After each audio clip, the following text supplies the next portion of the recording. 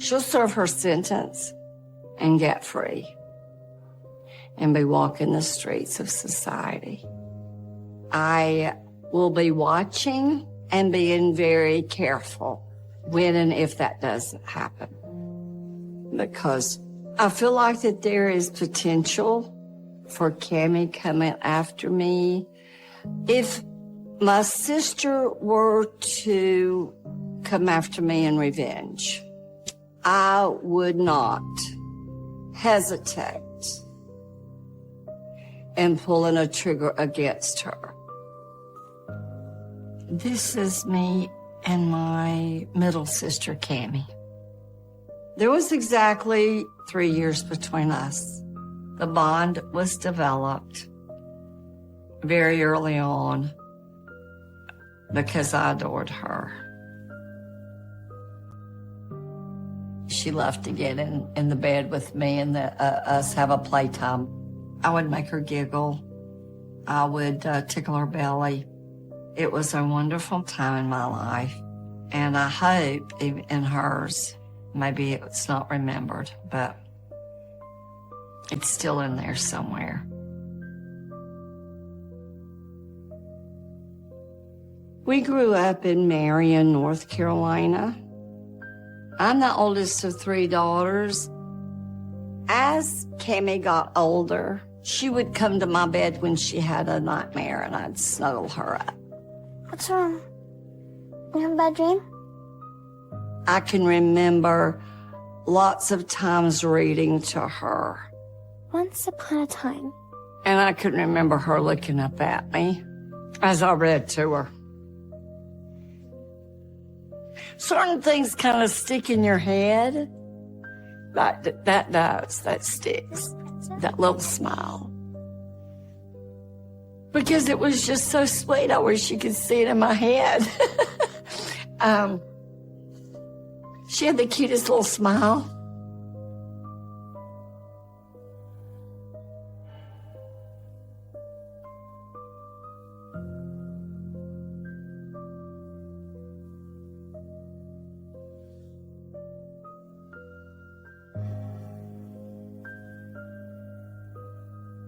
Probably around the age of 6, I started seeing a behavioral change in my sister. She enjoyed seeing me upset. Growing up, it was very important to me to have things precise and orderly. I don't want to say I had OCD, but I just liked order.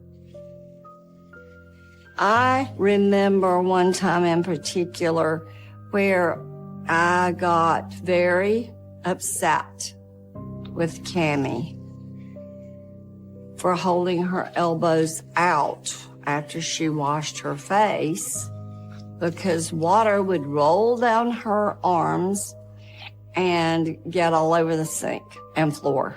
And I snapped at her. Cammie! Why are you always making a mess? If you made her upset, then she got revenge. She went into our bedroom, took all of our drawers, and dumped them in the middle of the room. I walk into the room and I see the bedspreads and top sheets and pillows thrown into the middle of the floor. Cammie, why would you do this? I was so angry in seeing that. I would say, Cammie, clean up that room. Well, she wouldn't. And she would laugh. She was actually being very entertained at me being angry. Well, don't just stand there. Help me. I think that the laughing when seeing me so upset was even worse than the actual deed of the destruction. Her intentions were to deliberately antagonize me.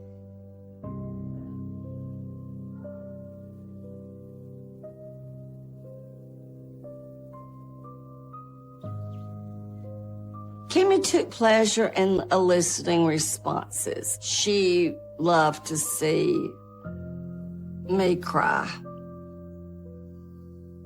In early teens, I became overweight and I was very self-conscious.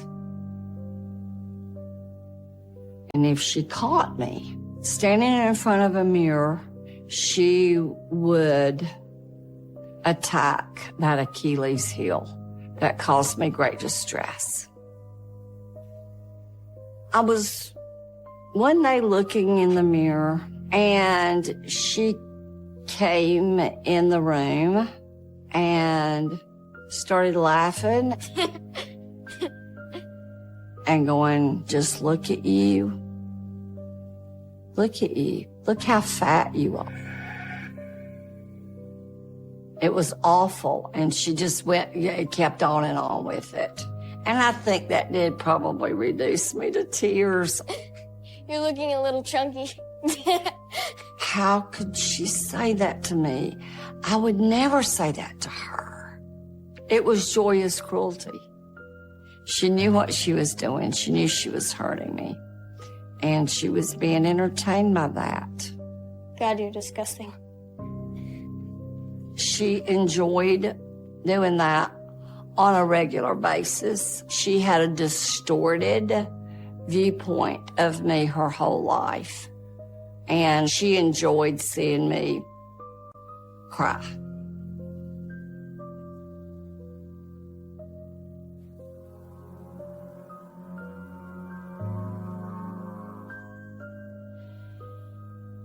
Mostly it was a rivalry with me, and I don't think that there was hardly that much between Cammie and Sharon as there was between Cammie and myself. Once I shared a secret with my sister Cammie, and she ended up using it against me. I could not go on a date until I was 16, which I thought was a little bit strict. So one time I kissed a guy and I felt real badly about it. I shared it with Cammie. I leaned in and I kissed him. You kissed him? And she was very, very sweet and very, very loving at first. Did you like it? Of course. She responded with, oh, Cindy, don't worry about that. That's not that bad. She was comforting. But seriously, you can't tell anyone. I promise. I won't tell anyone. Okay. I realize now. She would think through, how can I hurt Cindy the worst? All of a sudden she thinks, oh, I have leverage. I can use this. And of course, that's exactly what ended up. 2 days after the incident, she started blackmailing me with my mom. Mom would divide cookies or a candy bar, and I would not give her my share. Give me them. I'm not giving you my cookies. And she threatened to blackmail me by using the secret that I had told her. No, you promised. She would immediately start calling for Mom. Fine. Have your way. Mom! Wait! I would say, wait, come back. Here, you can have this. Here. Because I didn't want that to happen. Thank you. Cammie blackmailed me for several months. A normal person would not do that to another person. But she doesn't care about getting along. She doesn't care about friendships. It became a miserable way to live. And finally, one day, I had had enough. I went and I said, Mom, can I talk to you about something? And I told my mom myself. I have something to tell you. Once I told my mother the secret, I felt so free. The load was gone. That one incident changed the landscape of our relationship for the rest of our life. Because I never could trust her fully again.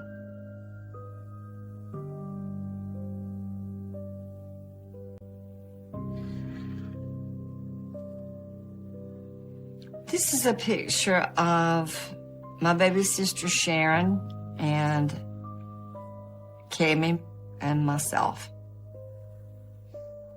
I was 14 and Cammie was 11. I desperately wanted to have a close relationship with Cammie. But our relationship was very strained. Very seldom do I remember her being sweet and nice. I didn't recognize that the abnormal behavior would last for a lifetime. I didn't know that.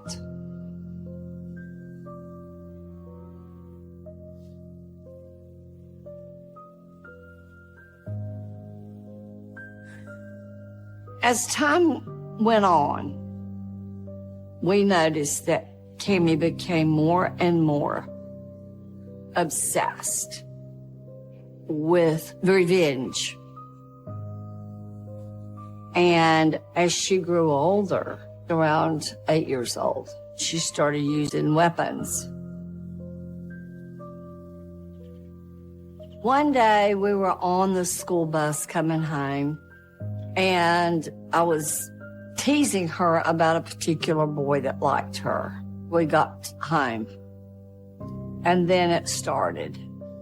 Come on, Cammie. I was only joking.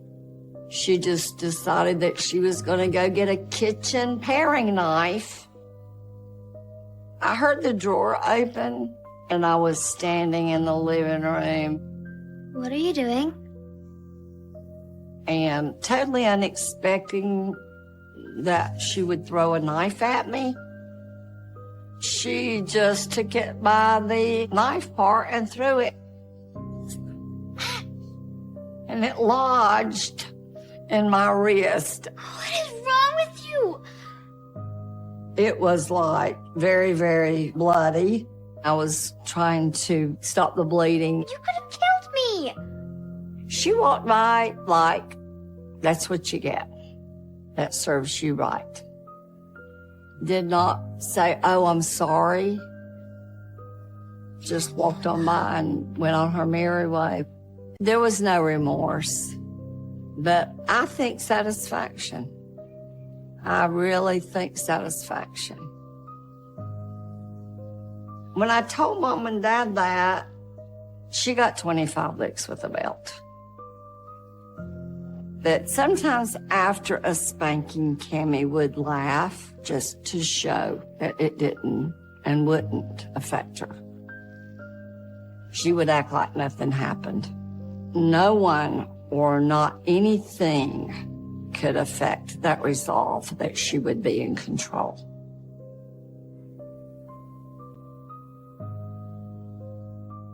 It was frightening living with Cammie because I never knew what would set her off. One time we got into a huge fight as sisters, and she demanded that my sister and I leave the premises to get out of the room. Get out! And we refused to do that. No, if you don't like it, why don't you leave? She went into my parents' bedroom, and she got a rifle, a hunting rifle. She coming through their door, pointing at us and demanding that we get out of the house. I said get out! Just calm, cool, and collected. Just y'all get out, or I'm gonna shoot you. Of course we're thinking that she's teasing, but we're not taking any chances, right? I mean it. I can remember trying to get Sharon out of the house. Let's go. Let's go, let's go, let's go. And she then locks us out. And we stay out until Mom and Dad get home. They didn't know what to do. My mother took Cammie to our pediatrician, and she asked him what she could do to get Cammie help. And he reprimanded her verbally and just said, she's a middle child. She needs extra attention. She needs extra love. Just love her and give her special attention. Absolutely the wrong advice from that pediatrician. I don't think they knew what to do with her when she was little. You could not reason with Cammie.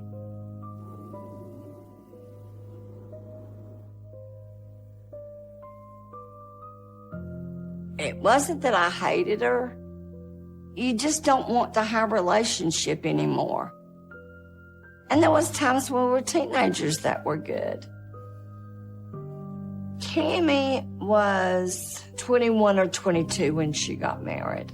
I was 24 when I got married. We were close then.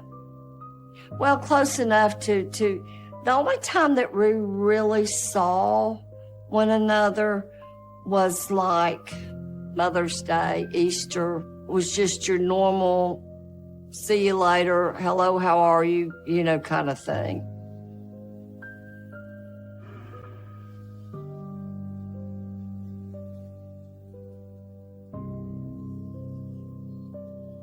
Well, we were on our way to my niece's 3rd birthday, which is Sharon's daughter. And I had Cammie with me and 2 of my sons. And Cammie was saying cruel things about my nephew. I can't stand it. Cammie, please, not in front of the boys. It's their cousin. It was aggravating me, and I'd ask her to stop several times. He's so spoiled. Of course he'd turn out like this. After she kept on, I said, well, if you don't stop now, I'm pulling off, and you will get out of my vehicle. Shut up. You don't tell me what to do. She turned around in the passenger seat and started kicking with every ounce of her strength in her leg. Stop it! Are you trying to kill us? She'd kick me in my face, and on my arm, my ribs. I mean, here we are on an interstate. Here we have our children with us. She did not care. Cammie was acting with reckless abandon because the need to control and get revenge was greater than survival at that point in time. Stop it! Stop it! Stop it! Wait. I pulled off and I made her get out of my car. I felt badly by leaving my sister on the side of the interstate, but that was overridden by the thought of keeping the occupants of that vehicle safe. I did the right thing. She could have killed us.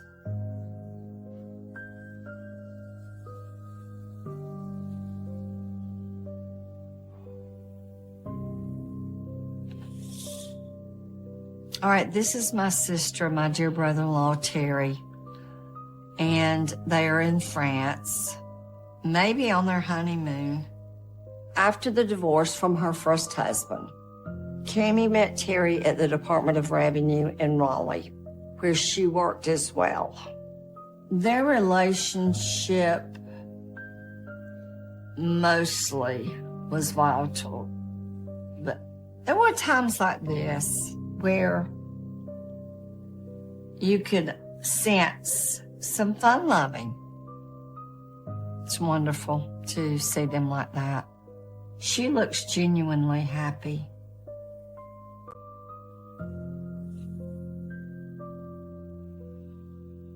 I know how much he loved her.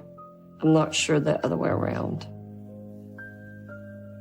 When Kimmy married Terry, she knew he had a kidney condition. And she commented once that the only reason that she married him was because he had a kidney disorder and that she didn't feel like that he would live that long.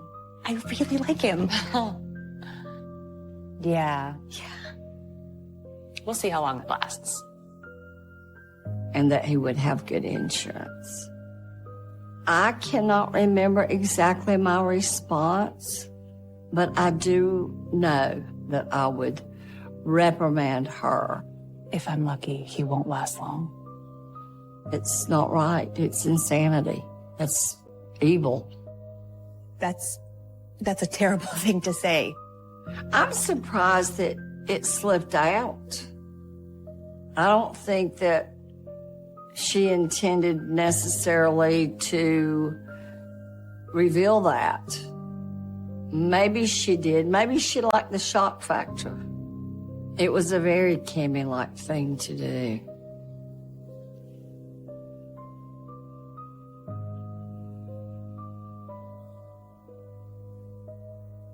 When Kimmy and Terry divorced, there was a terrible custody battle for the children.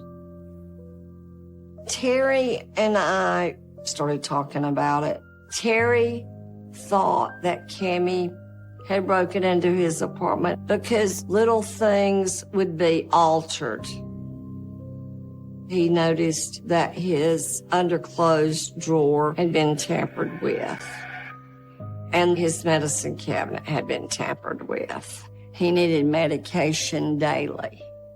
Was she actually trying to kill him then? I don't know. I believe that Kimmy was always trying to send messages to everyone in her life. We're seeing a progression of that sinister behavior, that darkness. After Kimmy lost custody, her behavior became even more erratic. He'd leave to take the children to school in the morning, and she'd follow him. And she had a wig on. That's when he first realized that she was stalking him, watching, always watching.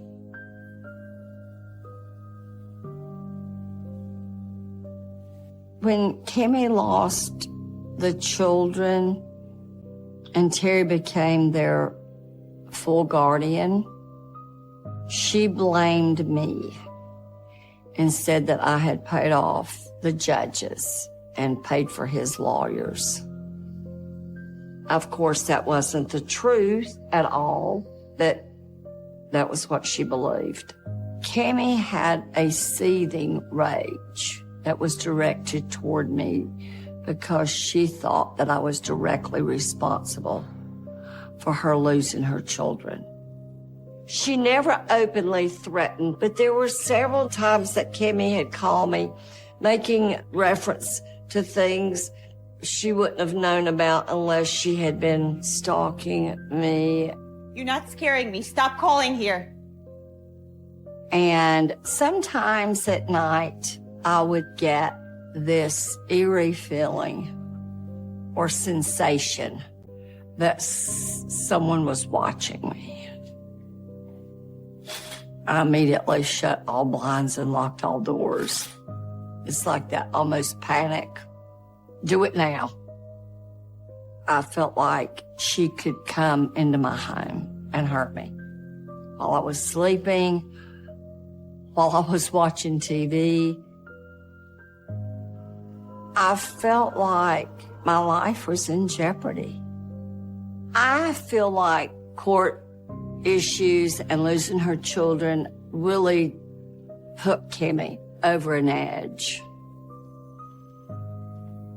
One day I got a call from the detective in the city that she lived in, stating that a report was filed against me because I was poisoning her food She did it again. I would get a call once a month at least with them saying that she was reporting a crime, that I had been in her house and had poisoned her food. And the next time it would be the water. You know this is ridiculous, right? She really believed that I hated her that much. As a matter of fact, once she called me, she was crying almost uncontrollably. And she said, "What have I ever done to make you hate me like you do?" That was tough. That was so tough to hear. Anyway, she believed it and still does.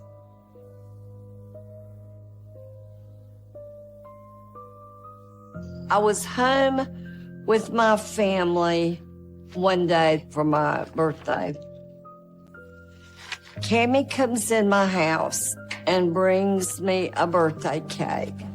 And I said, "What in the world is that?" Cammie? And she's got this solemn look on her face, and she said, "It's a birthday cake." I baked you a cake. I said, "Do you literally think that I would eat that after all you've accused me of?" Why not? I thought that there was a possibility Cammie poisoned the cake that she brought me. I told her to take the cake back. Don't you think things are going too far? And I said, "Why can we not be friends? Why does it have to be this way?" And she said, "I did not take your children away from you." You helped them. Had nothing to do with it. At that point in time, I lost all manner of control, and I literally attacked her. Something wrong with you. I had just had it with her shenanigans toward me for years. I kept shaking her and saying, "You need to take medication." And then my husband, David, came and he said, "Cammie, you need to leave." You gotta go. You gotta go now. She would listen to him more so than she would me, so she left. But I wouldn't have put it past her to come back for revenge. She thought that I was out to destroy her. I have no clue why.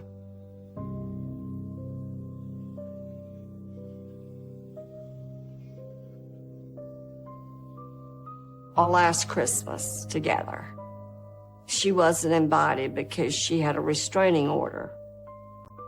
And she wasn't supposed to be near the kids. Merry Christmas. And she came. What are you doing here? No, you're not supposed to be here. I was watching her hands in her coat pocket. I was afraid of a gun. I didn't trust her. The children went to the basement with Terry. I took her aside and I told her that she wasn't supposed to be there. And I told her to leave. And she got a little smirky look on her face. I was obsessed with watching her hands in her pockets. It's Christmas. I do think that she was deeply, deeply hurt. Having Christmas, which was the grandest of all holidays in my family, and for her not to be able to be invited. I feel like she was deeply wounded and hurt. And I'm sorry.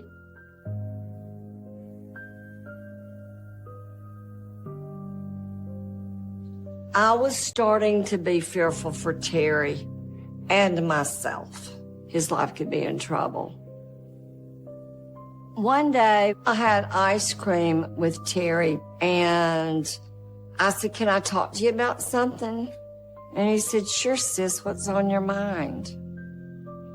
I'll never forget that. I feel like she's up to something.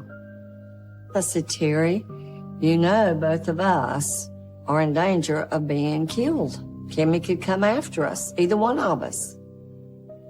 And he said, yes, sis, I know that. I said, well, what are you doing about it? Are you doing anything? He goes, well, I'm working on some things. That conversation was 1 month before it actually happened.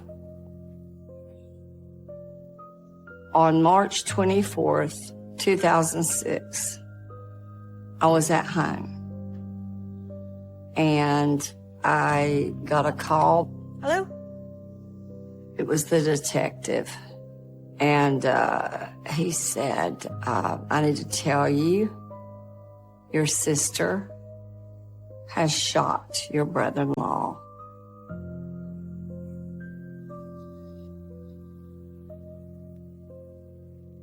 She shot him? I went totally out of kilter with that call and just started screaming. No. I just kept saying, oh no, oh no, oh no. I said, can you tell me what happened? Terry and Cammie met in the park that day. She convinced Terry, even though it was disallowed, to meet her for pizza in order to see the children. They met, and she said, can I talk to you for a minute? And he said, yes. And Cammie shot Terry in the stomach.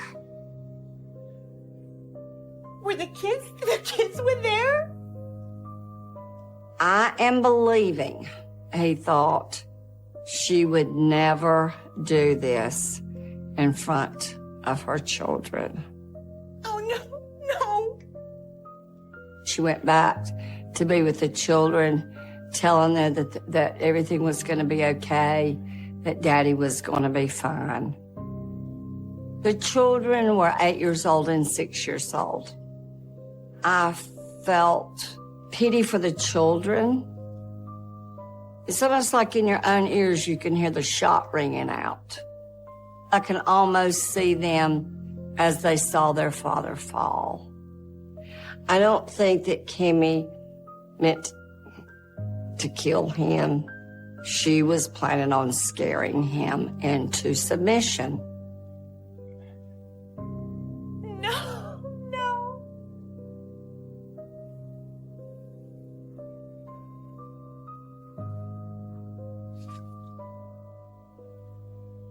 This is a picture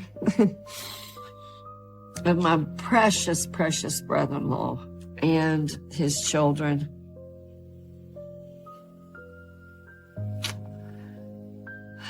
Just a beautiful family, totally destroyed by the decisions of one person.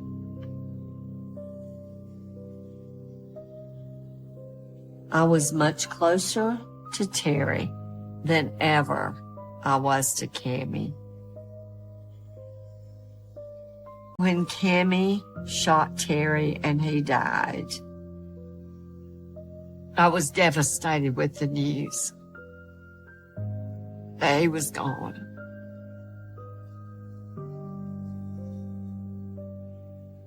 Every time somebody that we really love leaves the earth, a piece of us goes with them. I'm not doing real well. Terry survived the initial shooting. He was the one that called 911, and immediately the police were there, and she was arrested. She was taken immediately to Wake County Jail. And even though I really was still angry with her, I visited her in jail. And I walk in, of course, she's behind the glass, and she has the most horrible look on her face. Between anger and devastation. It's almost a spiritual darkness. And I say, Cammie, what in the world is the matter? Why did you do this? And once again, I heard the words, "I did not have your children taken away from you." But you helped them take mine. So at that point, I told her that the next time that I saw her, hopefully would be in the next life. And she immediately laughed and said, "If you're talking about heaven, you're not going to be there." I can't do this anymore. I told her that I would not be visiting her again ever, as long as I lived. I hung up the phone and I just walked out. That was in 2008. I never went back to see her. Cammie was charged with second-degree murder. I can remember one attorney that met with my family, and he said, "She will be doing very well if she escapes the electric chair."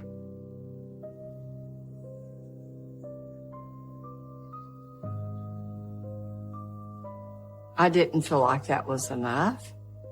I mean, we're talking about murder here. I was hoping for life. I think that it would have been a blessing if it had been the death penalty. And I say that with full love in my heart for her best interest, because I'm not sure what kind of life that she has ahead of her. She'll serve her sentence and get free and be walking the streets of society. And shortly.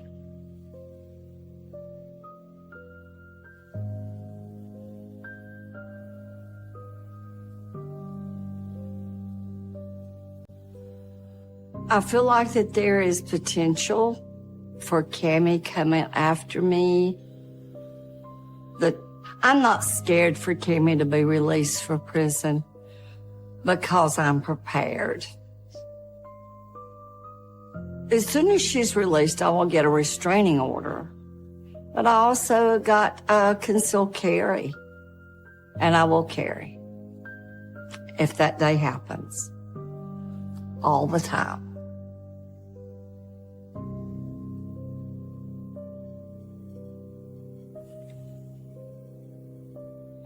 I think this is when she was in jail. She just looks so sad.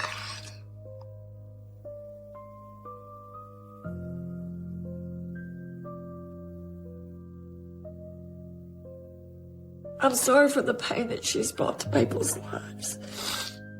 That this picture makes me want to hold her. I wish I could make things okay for her. I wish I could make her mind well and reverse people's hurts for her children, for Terry. It's pretty devastating. I wish I had the ability to reconstruct her life and make different decisions for her that would turn out to be happy. I want her to be happy. Yes, I do love her very much. Even with all the pain that she's brought myself and other people, I still love her very, very much. It's an unconditional love.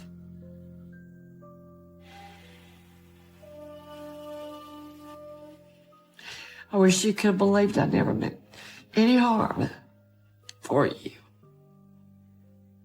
Someday you'll know truth.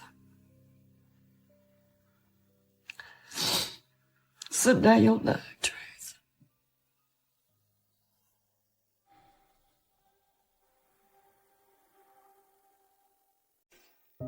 October 2000, Caribbean island of Antigua. After the breakdown of his second marriage, 40-year-old John Allen Mohammed kidnapped 3 of his young children and fled to the island of Antigua, where he met 14-year-old Lee Boyd Malvo. Lee Boyd was very smart in school. He was a good kid. He enjoyed sports. He was a normal, average, everyday boy being raised by a single mother. Mohammed looks at Malvo and sees a young man who hasn't got a father figure, who doesn't really have an authority figure in his life at all. So that's a role that he can step into, and he can start pulling his strings. When Mohammed left Antigua, Malvo followed him. And once Malvo got across and was on the mainland of the United States, he reached out to Mohammed and wanted to come be with him. By September 2001, John Mohammed's life was crumbling around him. He had 2 failed marriages and had lost custody of his children. Lee Boyd Malvo was all he had left. I think Malvo was desperate to find a father figure. I think he would have done anything that Mohammed suggested. He was completely under Mohammed's spell. But it wasn't that one was senior to the other. Malvo may have been younger, but he was every bit as determined to kill and to impress his father figure. The pair went on a 9-month rampage across the United States, robbing and killing at random before executing their plan in the suburbs of Washington, D.C., killing 17 people and leaving 13 injured. Do I believe my father's a serial killer? Yes, I believe John Muhammad committed the crimes that he was accused of.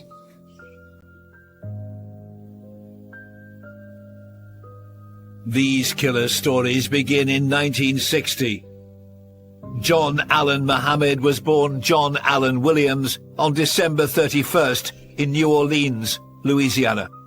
His mother died of breast cancer when he was very young, around 3 years old, and he was sent to Baton Rouge to live with his aunts because his father just left.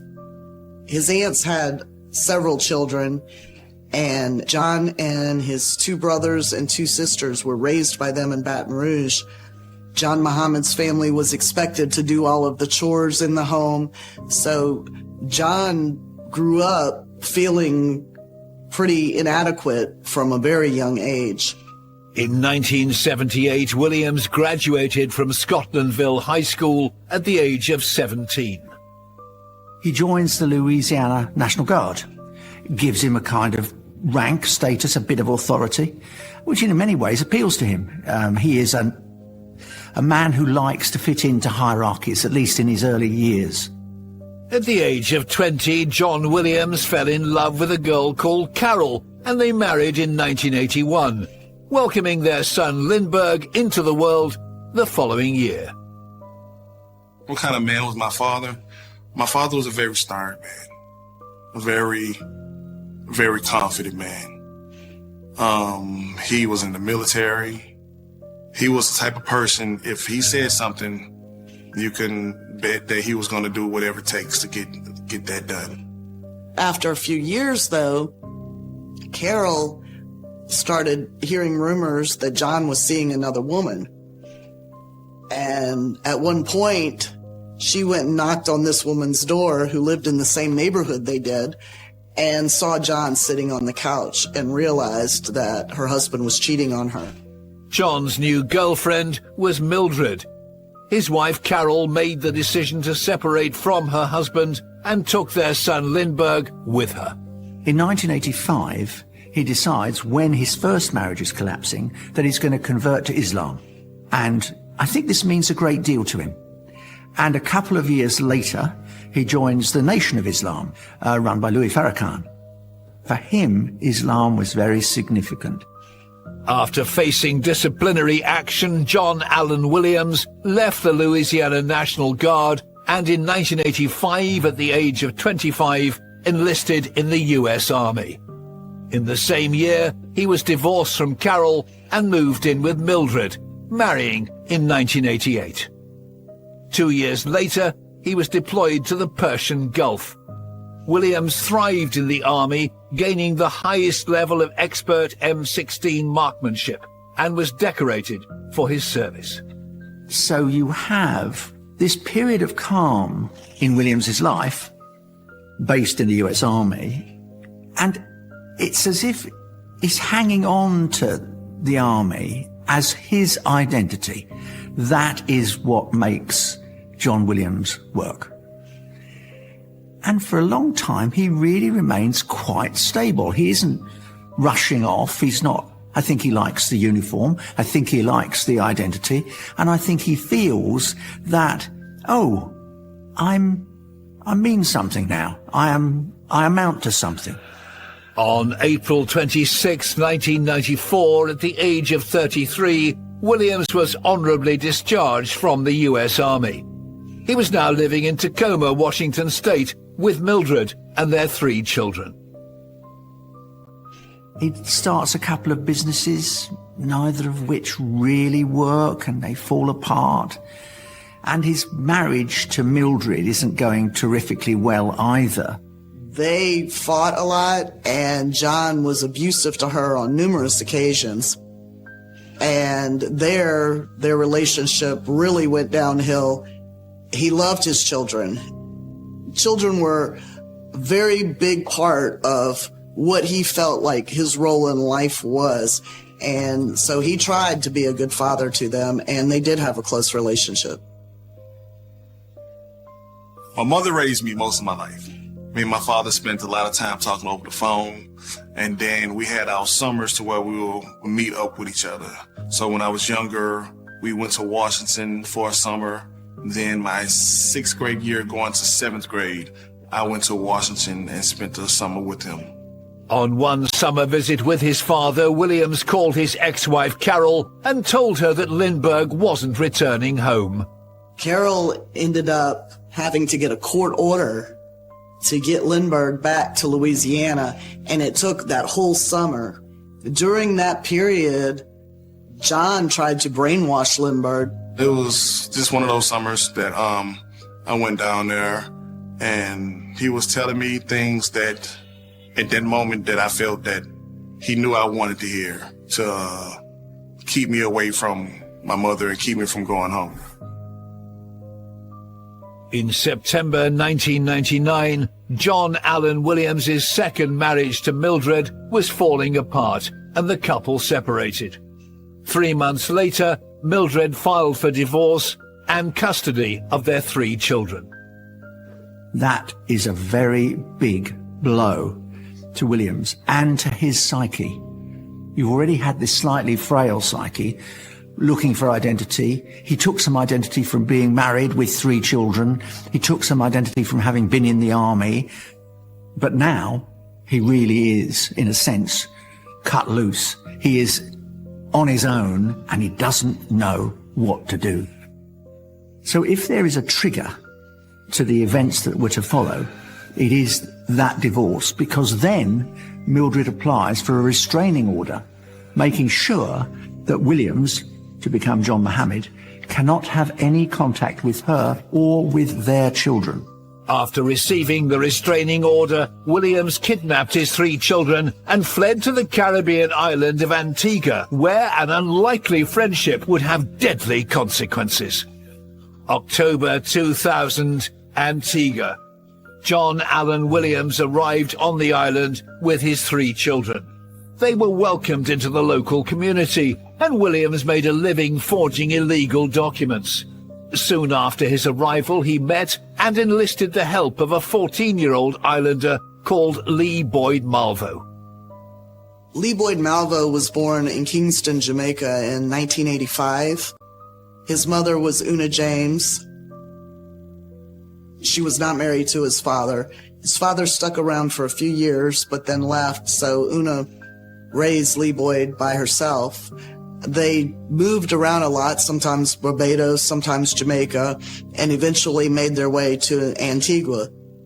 I think right when Muhammad met Malvo, there was a bond, and Muhammad used him to traffic fake birth certificates on the island, just messenger type work, and paid him a little bit. Young Lee Boyd Malvo had big dreams of one day becoming a commercial airline pilot and was a talented artist. But the one thing that he does have some control over is his schoolwork. And I think this provides him with that consistency, with that security and that stability. And he does incredibly well in school. He gets good exam results. He appears to be a really promising student. Malvo's mother obtained fake documents from Williams and travelled to Fort Myers, Florida, looking for work. Una James left Lee Boyd Malvo with John Muhammad in Antigua to watch him while she was gone. And this was the moment in which the father-son relationship that lay at the heart of what was to come in the future began to form around the pair.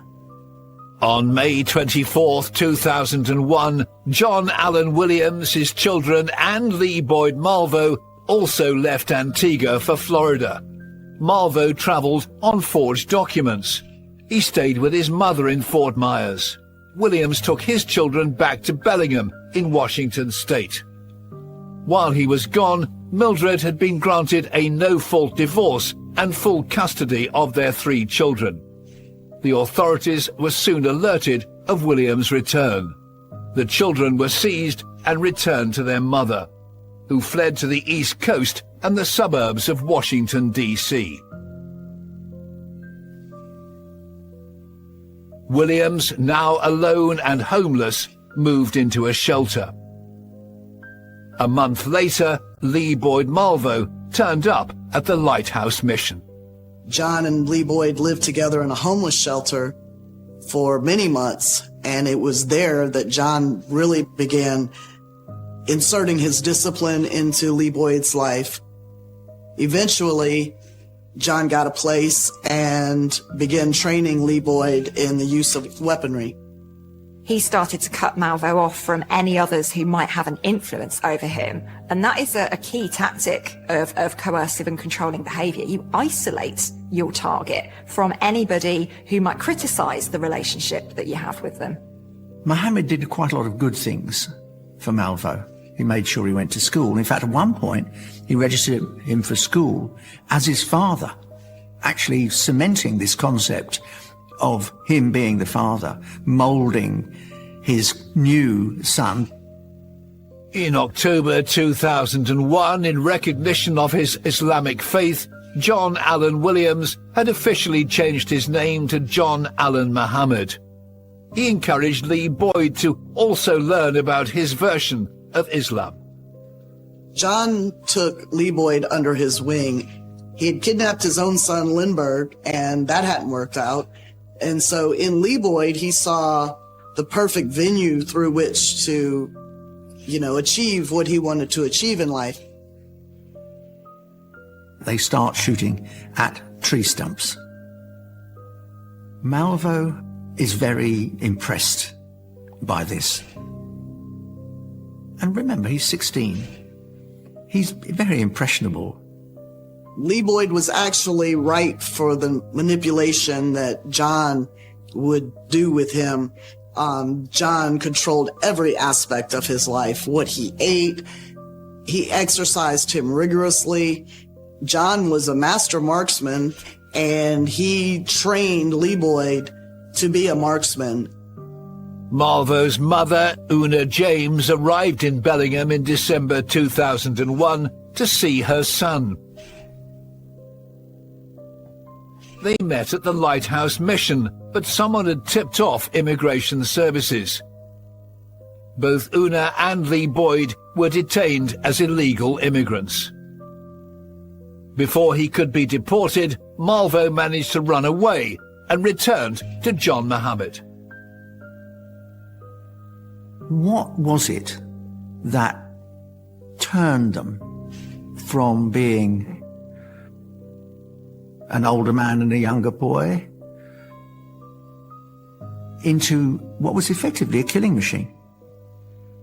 I think it started because Malvo wanted to prove to Williams that he was worthy of his respect. I think that Malvo always wanted to show the older man that he was capable of living up to him. February 16th, 2002, Tacoma, Washington. Lee Boyd Malvo approached the house of Isa Nichols, a friend of John Mohammed's ex-wife Mildred.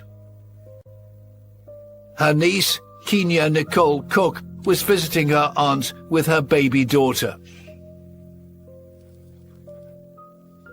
Kenya answered a knock at the front door.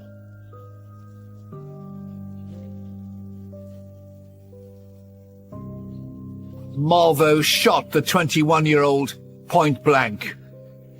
He'd killed for the first time 2 days before his 17th birthday. I absolutely believe that John Allen Muhammad brainwashed Lee Boyd Malvo. I think Lee Boyd's life would have been totally different had he never met John Muhammad. I don't think he would have ever killed. 1 month later, March 19th, in Tucson, Arizona, 60-year-old Jerry Taylor was on the golf course. A long-range single shot to the chest killed him.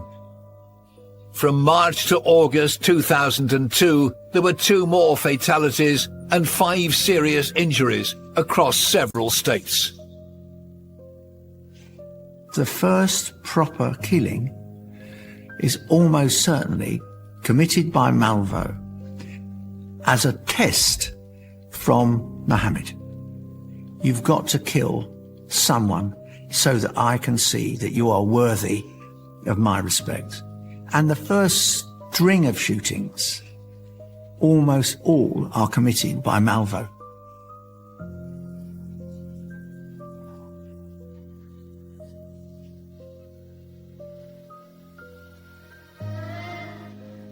September 5th, 2002, Clinton, Maryland. Restaurant owner Paul J. LaRufa was carrying over $3,000 of cash and a laptop inside his briefcase. As he got in the car, Lee Boyd Malvo rushed up and shot him 6 times through the window. He emptied the briefcase, stole the cash, and fled with the laptop and his gun. Miraculously, Paul J. LaRufa survived. 5 days later, with the cash stolen from LaRufa, Mohammed purchased a 1990 blue Chevy Caprice at Sure Shot Auto Sales in Trenton, New Jersey. Apparently, when Muhammad was purchasing this Chevy Caprice in New Jersey, we learned from the salesman that he did something very unusual that in 25 years of being a car salesman had never been seen before by this person. He said that Muhammad opened the trunk and climbed into the back of the trunk and pulled the trunk cover down and said, "Yeah, this will work."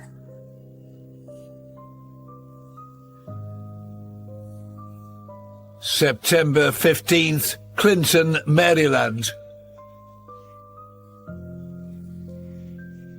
September 21st, Atlanta, Georgia. 19 hours later, a liquor store in Montgomery, Alabama. 2 women were gunned down with a long-range, high-powered rifle. Malvo approached and rifled through their purses. A police car spotted him and gave chase. He ran, dropping a gun catalog and discarding a .22 caliber revolver. Claudine Lee Parker died of her injuries, and Kelly Adams survived despite being shot through the neck. Finally, September 23rd, Baton Rouge, Louisiana. In this first spree of killings, they are moving location across states. They weren't concentrating on one area, and that made them incredibly difficult to track down because these apparently were random killings committed in different states. How you join the dots to that? The answer is you don't. Between September the 26th and October the 2nd, 2002, there were no killings. During this break, Mohammed and Malvo modified their new Chevy Caprice. They drilled a hole in the trunk. They used a glove to lay the barrel on through the hole to extend the end of the of the rifle through to the outside of the trunk. And then they pulled the trunk almost closed, but left about an inch for visibility through their sight. Satisfied with the modifications, they headed to the suburbs of Washington, D.C. On October the 2nd, 2002, at 5:30 in the afternoon, a shot was fired through a craft store window, narrowly missing the cashier. That was the first of the D.C. sniper shootings. An hour later, at 6:30, a man was killed by a rifle. He was called James Martin. The following day, October 3rd, 0741, James Sonny Buchanan was shot, mowing the lawn of an auto What's going on, man? This guy's lawnmower did something, man. It chopped him up. He's bleeding real bad. He's down and out. 30 minutes later, at a petrol station in Aspen Hill, Prem Kumar Walliker. We got a major crime scene. Leisure World Shopping Centre, Sarah Ramos. I need an ambulance, please. She was sitting on a bench reading a book. That same morning, Lori Ann Lewis Rivera, vacuuming her Dodge minivan. And then finally, on that day, at 9:20 in the evening, Pascal Charlot, a retired carpenter, was shot walking along Georgia Avenue in Washington, D.C. And if there was one single day that transformed the nation's capital and sent a shiver down its spine, it was October the 3rd, 2002. October 3rd, Montgomery County, Maryland. John Allen Muhammad and Lee Boyd Malvo had brought terror to the suburbs of Washington, D.C. 5 people had been killed in less than 16 hours. Ashen Benedict was a special agent with the Bureau of Alcohol, Tobacco and Firearms assigned to the Washington Field Division. At that time, 5 people getting shot in one day was very unusual, right? Unfortunately, in today's day and age, you hear about it much more frequently. But at that time, it definitely raised some eyebrows. It definitely got law enforcement response generated. And the great thing about ATF is that we will respond to shootings as a matter of business practice. Witness statements on October 3rd detailed seeing a blue Chevy Caprice, but it was not reported as acting suspiciously.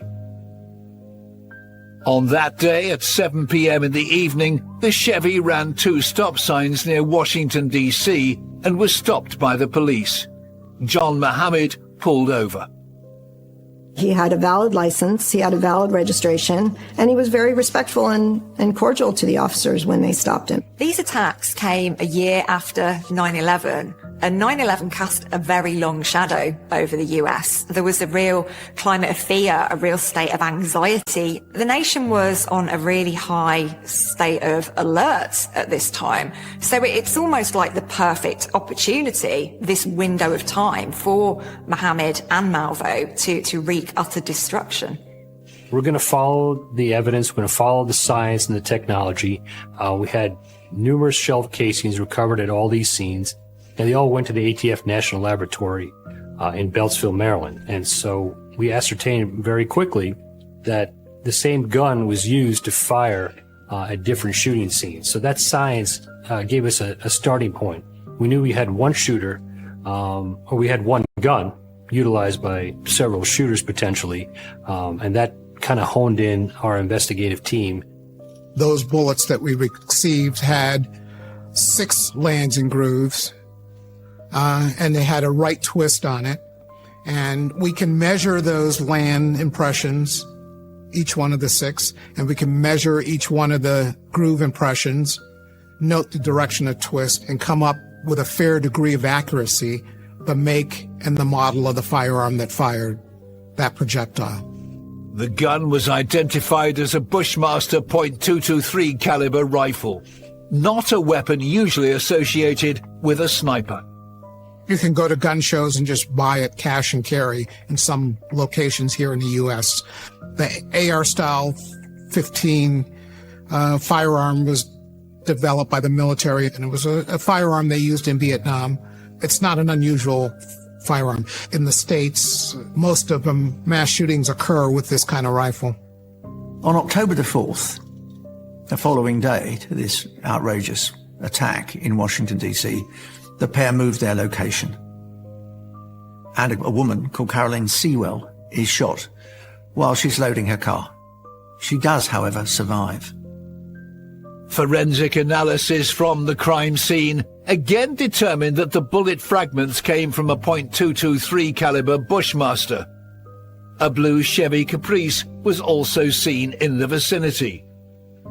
The tip lines received thousands of calls, and witness sightings of a blue Chevy were buried in the volume of information coming in.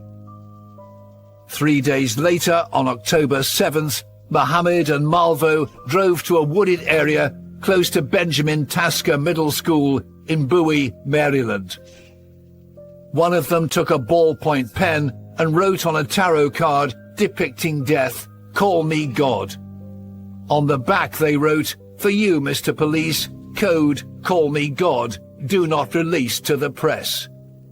The card was placed in a plastic bag and attached to a tree. They hunkered down in a makeshift blind and waited. He's called Iram Brown, and he's 13. He's attending a middle school, and he's been taken there by his aunt. He fell to the ground with a single gunshot wound to the chest, critically injured. Now, all of our victims have been innocent, have been defenseless. But now we're stepping over the line because our children don't deserve this. But it's after that shooting that we get the first communication between Mohammed and Malvo and the authorities. Dear Mr. Police, it's a taunt. It was leaked that it said, "I am God," and in fact it said, "Call me God." So anyone that called the tip line and said, "I know somebody who says I am God 10 times a day, I think you should look at him," we were able to eliminate without spending too much time on it. We were all in this together, and what every agency did the best of, they brought that best to the table and said, "I will handle this." ATF said, "We are the Federal Firearms Investigative Agency for the United States. We will do the ballistics. The FBI will do fingerprinting." The Montgomery County, Prince George's County, Virginia State authorities, they work crime scenes. That's what they do well. On October 9th, around 8:15 in the evening, 53-year-old Dean Mayers was filling his car at a Sunoco petrol station in Manassas, Virginia. The blue Chevy Caprice was parked in a lot across the street. A single shot to the head killed Mayers as he stood at the petrol pump. With such a heightened state of alert, police were quickly at the scene. The bullet recovered was from a .223 caliber Bushmaster rifle. In the immediate aftermath of the shooting, Mohammed was interviewed in the parking lot, but not detained. Local news here in Washington is national news. And so when you have a serial shooter or shooters committing random acts of violence in the nation's capital and its suburbs, it captures the nation's attention very, very quickly. All eyes were on Washington at that time. It was like anybody else, sitting at home, watching CNN, and you see one day it was a shooting somewhere, and then you check back 2-3 days later and it's another shooting, then it's another shooting. So I was captivated and on alert like the rest of the world was. So I think there was a sense of satisfaction on the part of the snipers that they were able to create this sense of fear, paralyze a community, paralyze the nation's capital, the region, with one gun. And so, but it wasn't enough for them. I mean, they could have, gone to across the country and escaped, but no, they kept at it. It was a game of cat and mouse. 7 dead in the D.C. suburbs and 2 more critically injured. For Mohammed and Malvo, it wasn't enough.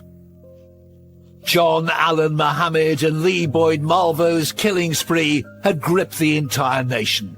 No one in and around Washington, D.C. felt safe. Although their targets were random, the planning was not.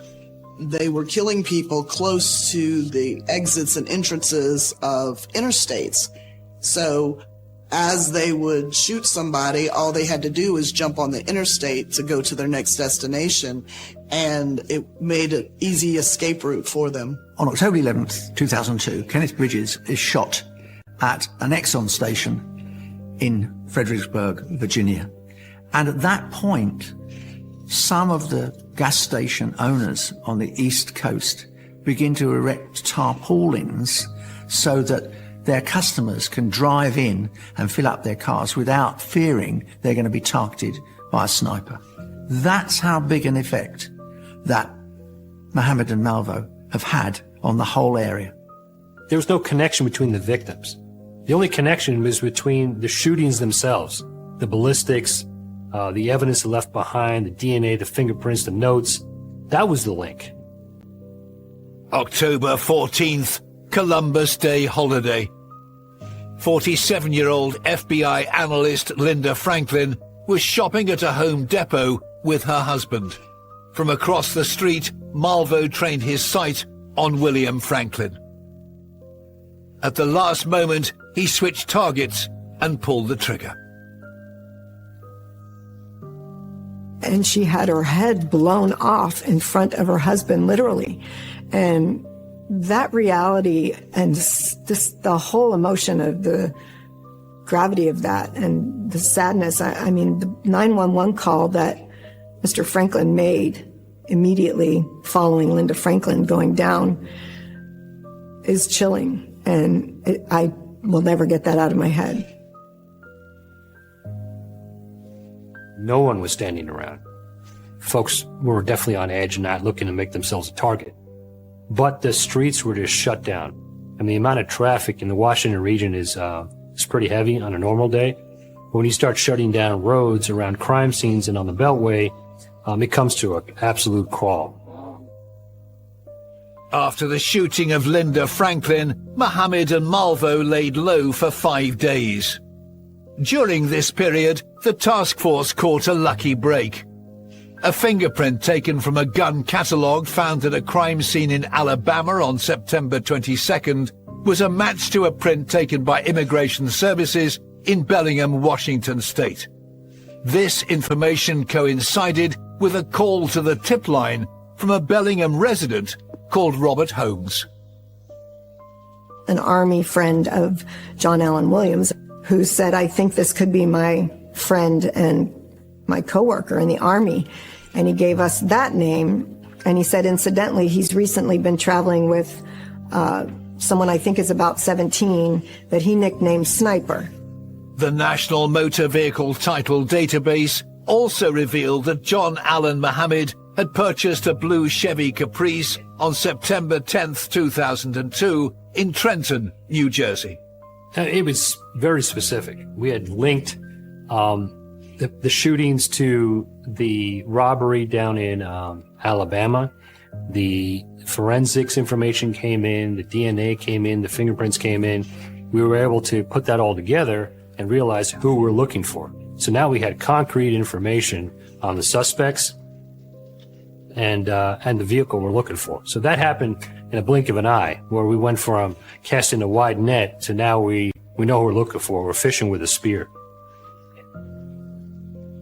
On the evening of October 19th, Malvo and Mohammed were concealed in the tree line opposite the Ponderosa Steakhouse in Ashland, Virginia, waiting. They tacked a handwritten 5-page note to a nearby tree. The note was emblazoned with 13 red stars, one for each kill. Just before 8 p.m., 37-year-old Jeffrey Hopper left the steakhouse with his wife and was shot in the stomach. He was critically injured but alive. The note basically demanded $10 million be put on a credit card, which fortunately the criminals aren't as smart as they could be, or it might be more difficult to catch them, but they expected us to put $10 million on a credit card. Mohammed asks for $10 million for them to give themselves up so that they can found a school for disadvantaged black children in Canada.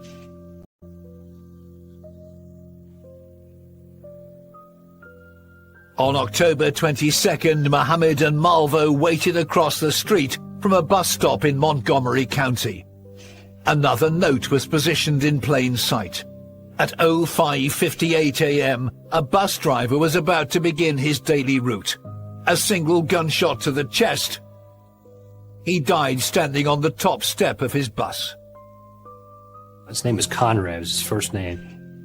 The note in the bushes, in the plastic bag, not necessarily for its forensic value, but for the mere fact that they put it there. And they just killed a man. And it's a game to them, right? It was so upsetting to me to see that level of, they're so casual about taking a life and planting this note and going, now see if you can find me. Here's a little bit more. On October 23rd, the DC Sniper Task Force released the license plate of the blue Chevy Caprice and descriptions of their primary suspects to the national media. Well, we wanted to use the media and the public and law enforcement as a team to find these suspects, right? So it wasn't a secret that we wanted to find them, and we need everybody's help to do that. So the only things that we were trying to keep kind of close hold was we wanted to make sure the information we were releasing to the public was accurate, it was actionable, and it was timely. On October 23rd, refrigerator repairman Whitney Donahue was driving home on the I-70 to Pennsylvania when he heard a news report releasing the details of the wanted suspects. He made a note on his pay stub, which was on his passenger seat, of the information of the car and wrote down the license plate. He pulled into a rest stop off of I-70, and as soon as he got parked, he observed a blue Chevy Caprice. It fit the description of what he had just heard on the news. He called 911. And so he was very brave and got on his CB radio, which is the ability to communicate with the truckers in the region. And on his own, he asked truckers to help block the entrance to the rest stop and the exit from the rest stop with their 18-wheelers so that these suspects wouldn't be able to escape by car. Donahue confirmed the license plate and that the vehicle was occupied to the police. He waited and watched as law enforcement agents moved in. The window was breached because the door in the back was locked. They were pulled out, they were handcuffed and separated on the curb. And immediately, the first review of the car, they were able to find the Bushmaster behind the back seat. And it had one in the chamber ready to fire. It was actually not in the safe mode. So a simple pull of the trigger and there would have been an incident. And Malvo said, "It's my fault. I fell asleep." It was a huge relief, and it was a sense of accomplishment and pride, not only for ATF, but for the entire task force team. The nation's psyche was drawn to this investigation because really it could be any one of us on any given day. 3 weeks of shootings, of trying to find these people, bring them to justice, get them off the street, get the public safety aspect back to where folks are comfortable in their communities. Both men initially pled not guilty and faced years of litigation for their multi-jurisdictional crimes. In October 2003, John Allen Mohammed was first brought to trial in the state of Virginia for the murder of Dean Mayers. He was found guilty of capital murder and in March 2004 sentenced to death by lethal injection. Lee Boyd Malvo was first brought to trial in 2003 in Virginia for the murder of Linda Franklin. As a minor, he did not face the death penalty. 3 years later, in a surprise reversal, Malvo pleaded guilty and testified against Mohammed. Malvo is currently serving 10 consecutive life sentences without parole in Red Onion State Prison in Virginia.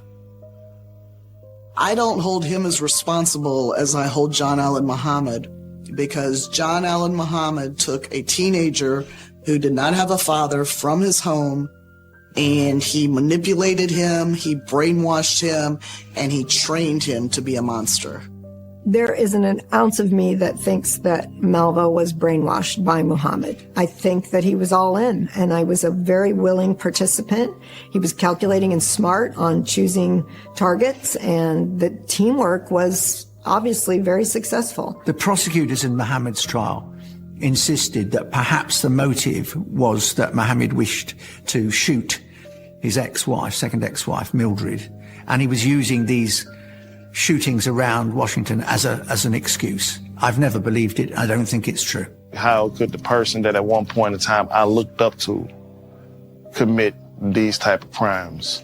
What happened to lead up to these crimes? What went so wrong to make you snap and think this was the right decision to make these actions?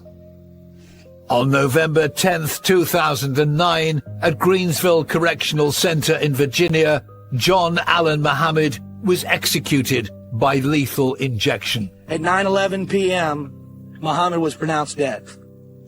The only person he spoke to that night was his son, Lindbergh. Last words my father told me was, "Be strong, black man." That was his exact last words. Be strong, black man. And he turned around and walked out the door and never looked back. What makes these two killers so despicable is the fact that to be somebody, they had to destroy other people. They felt that to gain the respect that they were entitled to and to gain the recognition, they needed to go and harm and gun down everyday people going about their business. I remember seeing, again, his body outside that bus and thinking to myself, you know, this gentleman just went to work to take people to about their day-to-day lives, and that was taken from him, and it was senselessly taken from him. I am getting older, and I don't remember what I had to eat yesterday for breakfast, but I remember the dates and the victims and the tragedy of this case with a snap of a finger. So I can't explain it. It's deep. 17 people shot dead. The largest serial killer manhunt in the history of the United States had ended. There was no pattern to the senseless killing. There were no victim profiles. They were all just ordinary folk living their lives, going about their daily business when they were targeted by the Beltway snipers, John Allen Muhammad and Lee Boyd Malvo, two of the world's most evil killers. I don't ever remember going to the hospital or anything. I just remember sitting there and like getting stabbed in the arm and looking over, and they're just like my arm literally bleeding with a fork in it. I have a tattoo that covers the scar from my mom. It says "I forgive you," and then it's Mary Bernice Rolls underneath. It's my mom's initials.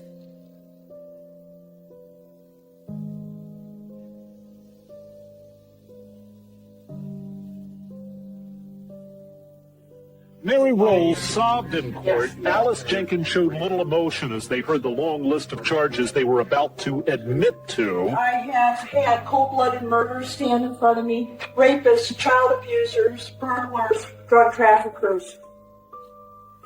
I would have to say that the two of you are perhaps the coldest, most unfeeling, least empathetic criminals I have ever seen. You don't really know like what's going on inside people's homes. You just don't know. There's like demons inside some homes, and like you just don't know. It's scary, man. Like your neighbor, the person across the street, or someone like your family. It could be your family member. You wouldn't even know it's happening.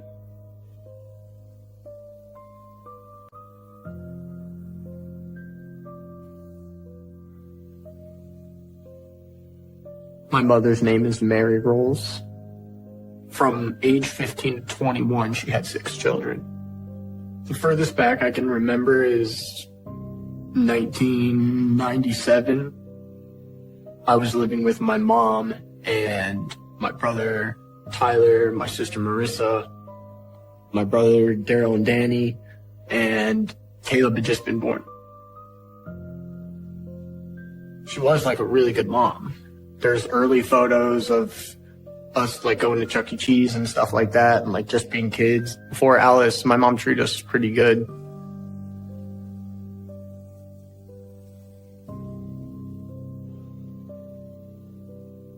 My mom met Alice at a gay nightclub in Akron, Ohio.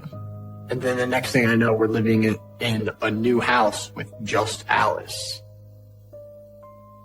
My 3 older siblings, Daryl, Danny, and Marissa, moved in with their fathers, and I was left with Alice, Mary, my older brother Tyler, and my younger brother Caleb.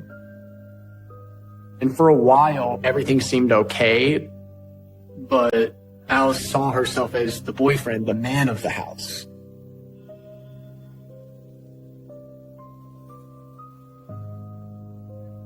This is the house that we lived in last. I was 14 when I saw the house last. I just get like a little nervous when I see this. It seemed for years we were never going to make it out of that house and away from Alice and Mary. It's just like, I don't know. It just makes me nervous because it just this house makes me think about just like dark times. Nobody knew what was going on.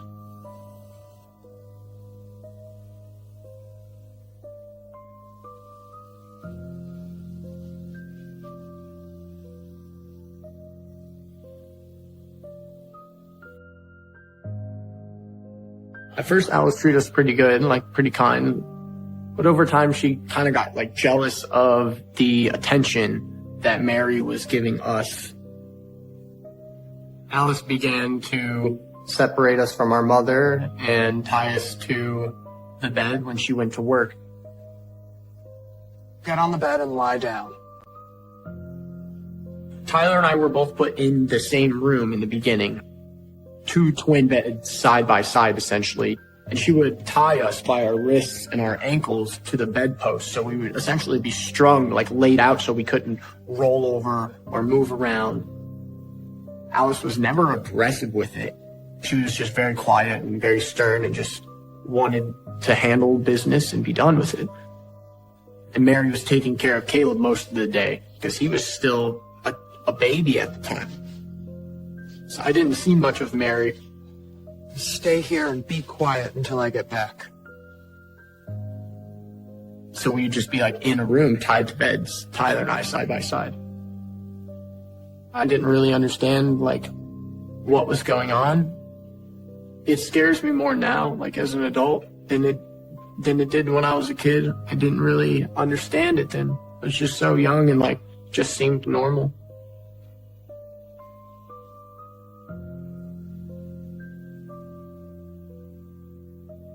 After a while, we figured out how to untie ourselves, and then we come downstairs to hang out with our mom and hang out with Caleb. Alice would get very frustrated when she'd come home and see that we were downstairs with Mary and we'd escaped. But it definitely appeared as though it was kind of a game because we didn't get punished for escaping. We would just go to bed and repeat the process. It seemed like that was the game of it all, was to be tied up and then to escape and then to be tied up and to escape. It just seemed like she wanted the separation between Mary, Tyler, and I, trying to break that bond. Alice sort of became the divide between Mary and her children.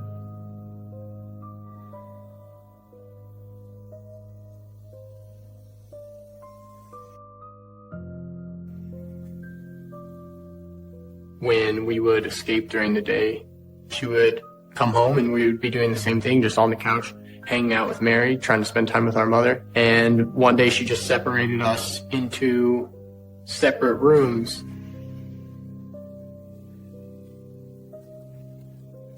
And tied the opposite opening doors together so that we couldn't get out or open either door. She was very quiet and reserved, and almost seemed like it was just a task that she had to do, almost as if we were just animals to take care of. The doors being tied together felt less of a game and more like a punishment or imprisonment. There's nothing really to do in the room. You're kind of just sitting around from 8 a.m. to 4 p.m. when Alice would come home to give us dinner.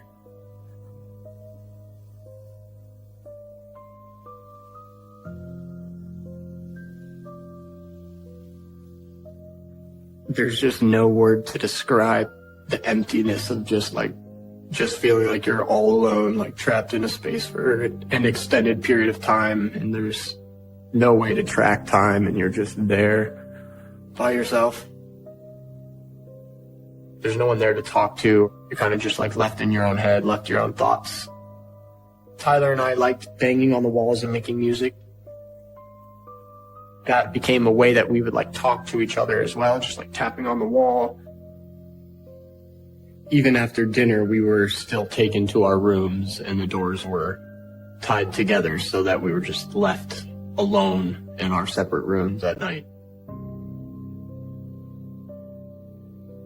Mary never said anything to us once we started being separated into separate rooms. Sometimes she wouldn't even like be there when we were at the table to eat dinner. It would just be us. We'd eat real quick and then go back upstairs. I do think it was to keep all of Mary's attention and focus on Alice.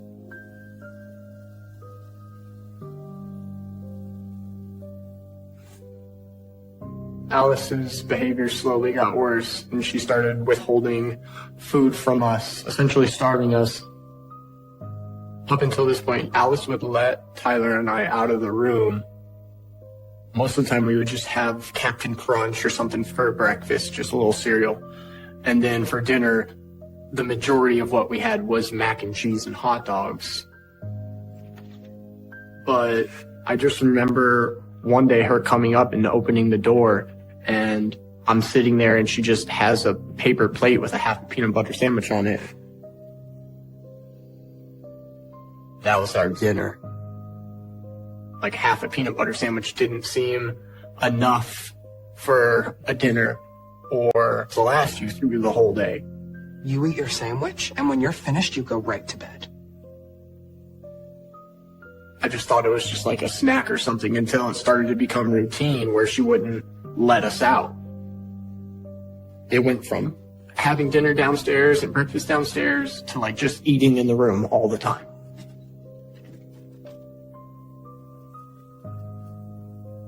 We weren't allowed out to use the restroom.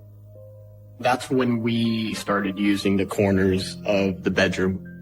We would pull up the carpets and use the restroom and put down the corner of the carpet so Alice couldn't find it.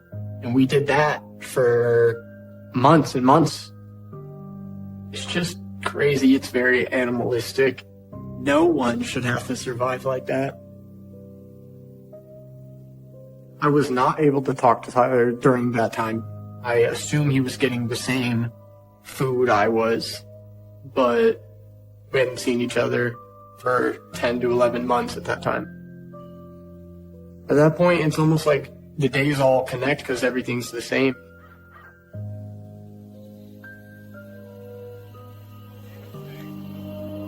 We had no other contact with Alice besides that. And Mary didn't do anything in this situation. Is everything okay?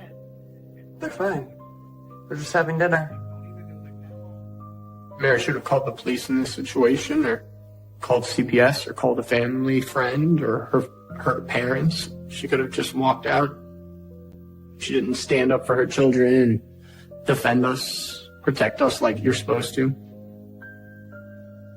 I've asked her why she allowed it to happen multiple times, and she says that she was strung out on morphine and just simply wasn't herself.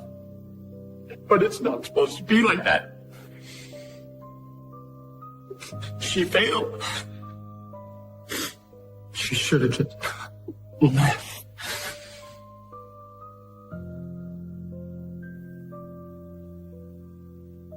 Mary had taken Daryl and Danny and Marissa's fathers to court for custody. Mary wanted partial custody, so they'd come over and visit and hang out for a couple hours on the weekend. There was a honeymoon phase of about 2 weeks to a month where everyone was on good terms and we all just slept in normal beds and we had breakfast and dinner downstairs. Alice was kind of like trying to cover her tracks so they couldn't say anything when they would return home to their biological father.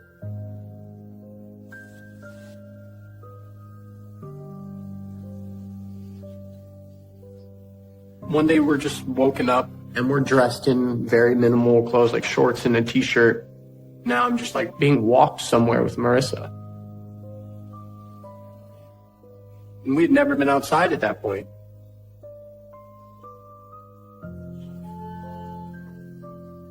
My first day walking to school was the first time I ever remember going outside. And I didn't realize there was a whole world like outside of the bedroom.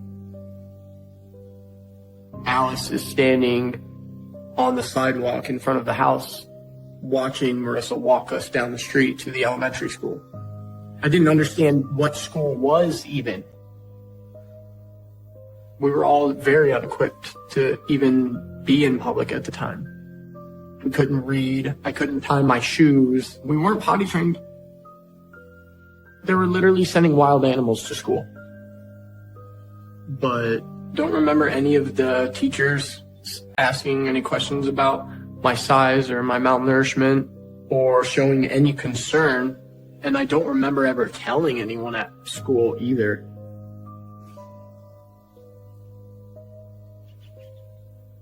We were going to school for about 2 to 3 weeks and we were just taken out instantly, all of a sudden. I hope that one of the teachers reported something or someone said something, but I don't know if any of my teachers knew what was going on. Nothing ever came of it. Nothing was ever done about our situation. And once Alice and Mary pulled us out of school, things started to get worse at home.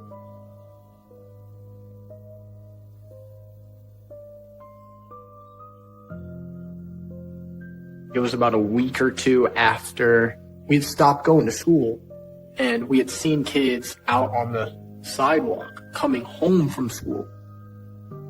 They're hollering up at us. Hey, hi guys! And they're like trying to get us to come out and play, like, let's hang out. And like, that's all they were trying to do, just like kids being kids. We can't come out. We're not allowed. We're hollering down to them, tapping on the window. But then it ended up like getting us in trouble. Because Alice came home and was like freaking out. What the hell is going on in here? Get away from that window. What are you doing? Like, you're not supposed to be by the window. Like, people should know you're in here. If you can't behave yourselves, you can stay in here. And then that's when the closet thing started. It's a 3x5 closet with a carpet inside. There was no shelving, no overhead bar to hang anything, just an empty closet, no pull string lamp, nothing. And so she puts us in the closet and it just remembered that padlock going on and like it being really dark in there.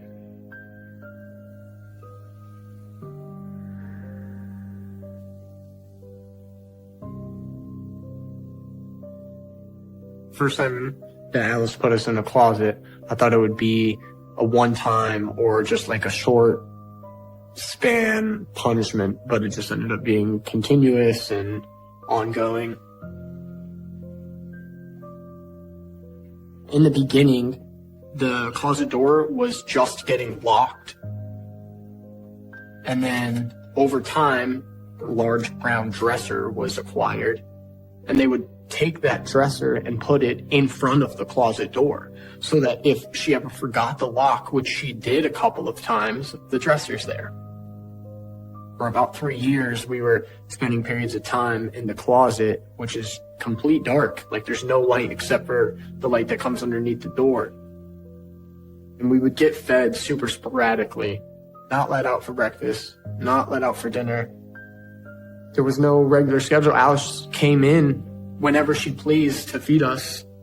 Alice would come upstairs with half a peanut butter sandwich and either let us out and we would have to eat it in front of her on our knees, or she would open the door and just give it to us and we would eat where we'd been using the restroom and sleeping. There would be 2 of us sharing this half a peanut butter sandwich. So we would eat as slow as possible, just like essentially like little hamster nibbles. And then we would vomit it back up and eat it again. It's a tough one to think about. It was a survival tactic. I actually like struggled with a huge eating disorder when I became a teenager because of like my body could not keep food down. And I have terrible, terrible vision from like being locked in the dark. At one point, we had thought that we could escape through the closet, like digging a hole out of the house. We were just using our fingernails to like dig our way out. Tyler and I were confined to the closet for anywhere from a couple of weeks to a month at a time. And we're in complete darkness, so we don't know what time it is until Alice opens the closet door. I didn't have a concept of day or night, and like I didn't understand the concept of telling time. Now that I know how to tell time, and I know what a year is, like how fast a year goes by, and then like 1 month or 2 months in darkness feels like 10 years. It's hard to keep track of like who you are and how old you are, and time is super foggy. And so now I always keep track of time, and I manage time, and I try to do as much as I can with the time I've got, but it's a long time. It seems like such a long time. Sorry. I was having a break. I think I was starting to get like PTSD tunnel vision. When I was looking at you, I was like starting to get lost. Because it feels like I'm still there, just like in that box.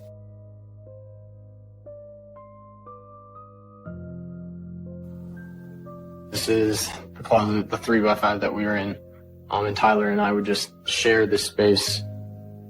When I see it fully lit up, definitely feels like a different space. I always remember it as just like a large black box. And you can see that we tore the paint clean off the walls in a few spaces. And we did that with our fingernails. There were often times we would end up sleeping in our urine because we wouldn't be allowed to use the restroom for days at a time and would just have to use the restroom in the closet. It's insane to think that we survived in like just a small space, just him and I, for like so long, and like held out.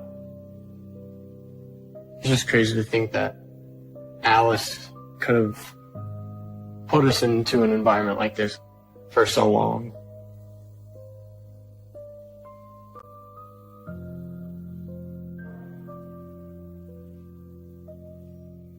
All the physical violence was towards Tyler.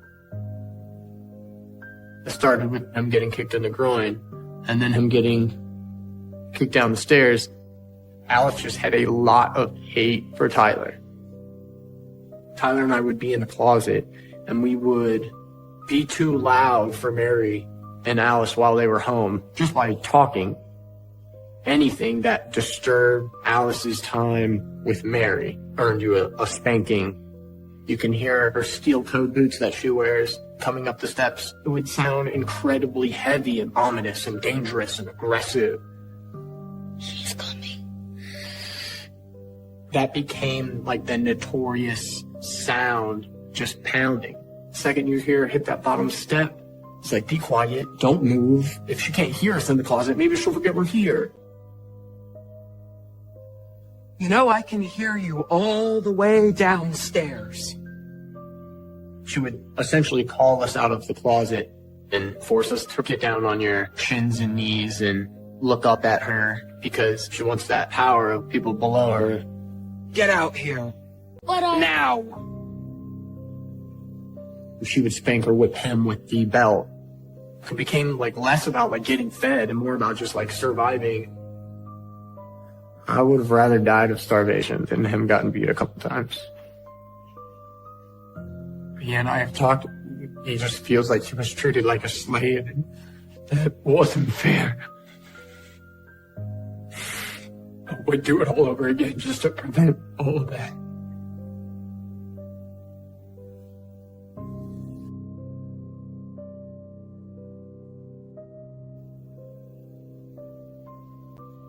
One day, Tyler and I are taken out of the bedroom and taken downstairs and sat on the floor in the family room, and a trash bag of stuffed animals and toys and trinkets, which we'd never seen before, spewing all over the floor. Go ahead, play. We're not like really playing, we're just sitting there. And it's all super strange. We've never been given anything. And two strangers we've never seen before came into the house. I thought maybe it was just like some of Alice and Mary's friends. We didn't know at the time that was CPS. I believe CPS was prompted to come to the house because someone, either Marissa or Danny or Daryl, said something to their fathers. Danny and Daryl would come over on the weekend, so they would come upstairs and hang out with us. Alice would let Tyler and I out of the closet, so we would be in the room and you could smell the feces in the bedroom. And I assume over the span of the years that Danny, Daryl, and Marissa were saying something to their parents or their teachers at school about our conditions, but CPS never went upstairs, never looked at the bedroom, never looked at the closet, didn't ask us any questions at all. If they would have just gone upstairs and turned the corner into the bedroom, it would have been over, but they didn't. Alice seemed super calm. Mary really let Alice do most of the talking. It's like theater to Alice. It's all just like a big show to put on. Thank you so much for coming to check it, Dad.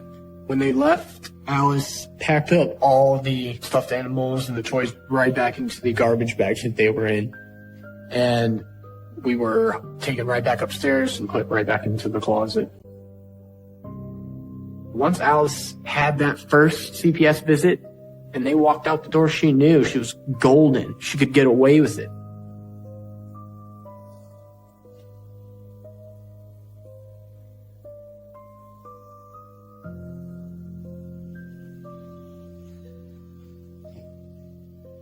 In 2003, Daryl, Danny, Marissa, Tyler, myself, and Caleb were all living in the house. Mary wanted full custody, and my 3 older siblings moved into the home with us. We were always telling Danny and Daryl that we weren't getting fed, and then that would get back to Marissa. Marissa was essentially our golden ticket. Marissa had let us out into the room a couple times, and then Marissa would sometimes be the one to like have to lead us to the bathroom because Alice doesn't want to deal with it. She was never inhumane about anything. Like, she definitely looked out for us. One time, I remember Marissa letting us out of the closet, and she talks about how Alice and Mary had went out. We asked her if like, can we go downstairs? Can we get some food? Please. All right, but we have to make this quick because they could get home any minute. Got it? And we went downstairs to check out the kitchen to find the cupboards were packed, the fridge was packed, everything completely full. And in that moment, it definitely made Alice seem like more of just an outright evil by choice person when she clearly had all the resources to provide. And she just chose not to. I was definitely overwhelmed that even that much food could exist in one space. We took anything from cans of Pringles to Gatorade to granola bars. Everything that they had, we took upstairs. And we had Marissa put us back into the room. You can't tell anyone about this. All right? Locked us back in the closet. And we ate as much as we could. I'd never been so full in my life, but it was delicious.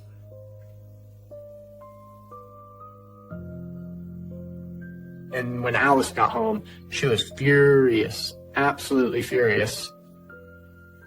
It was probably 2 or 3 days before we got fed again. Alice lets us out of the closet, and we're kneeling, and she's standing above us. She had a bowl for each of us. She just puts it down and like we all see it, and she just told us that we had to eat it for stealing her food. What's the matter? I thought you were hungry. We were forced to eat feces. Eat it. And we assume it was the family dog, like from the backyard.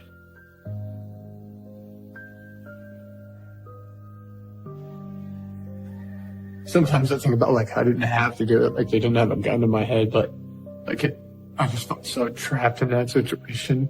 Makes me feel super low as a human.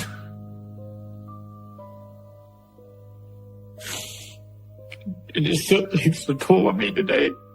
I still think about that all the time. That affects you as a human being. You have to be low to be able to force someone to do something like that, to take away their humanity.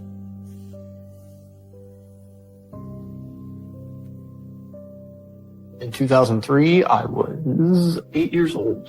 Alice was feeding us once a week at that time.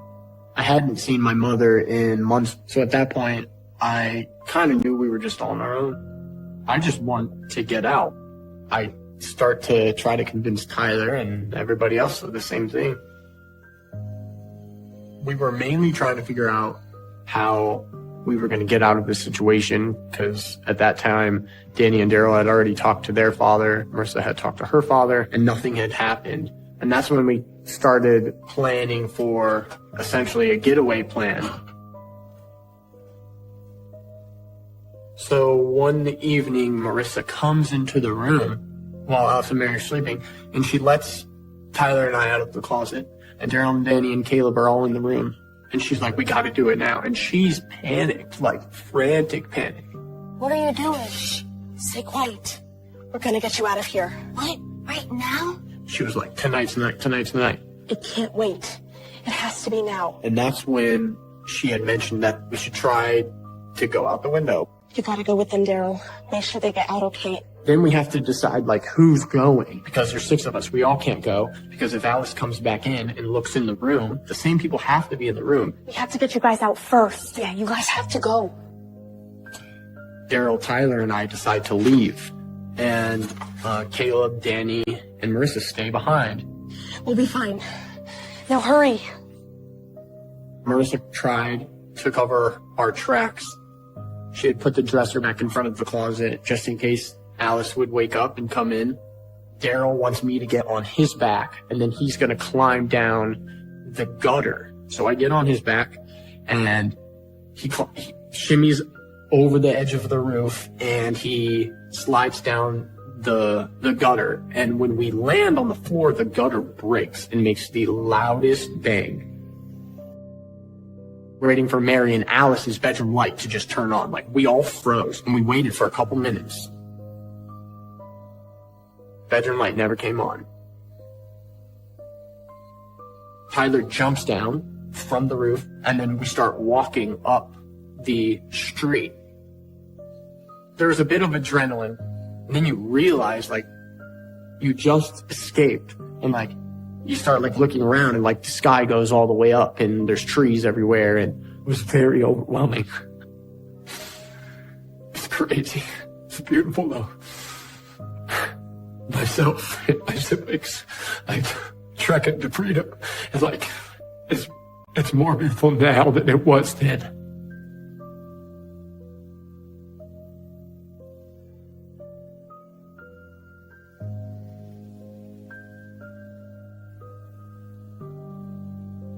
Three near naked boys walking in the streets at 3 a.m., malnourished and unclothed and unbathed, no shoes, no socks. It almost looked like we were homeless. We had no plan. It was just like, just get out and walk, and like, hopefully someone would do something. We walked around the corner and got some water from a hose from some lady's house.